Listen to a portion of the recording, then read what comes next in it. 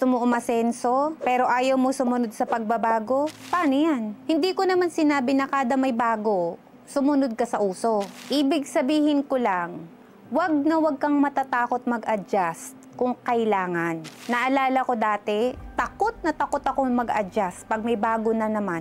Pag yung asawa ko may sinabi sa akin na bago, ayoko makinig. Iniisip ko, paano kung hindi mag-work?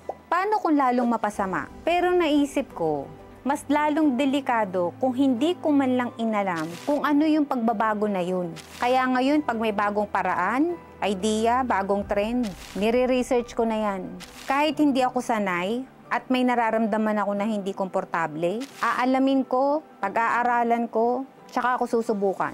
Kaya ako nag-a-adapt kasi ayaw kong mapag-iwanan ng panahon.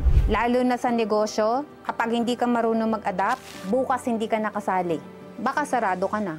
Para kasali ka pa rin, ito ang gawin mo. Ang panahon ngayon sobrang bilis lang. Yung alam mo ngayon, bukas iba na naman. Every time na natatakot ka sa pagbabago, tanggapin mo lang, yakapin mo. Kasi yan ang pakiramdam na mga nagtatagumpay sa buhay. Sa simula, mahirap ang pagbabago. Sa kalagitnaan, sobrang gulo niyan. Pero sa dulo, makikita mo, sulit ang lahat.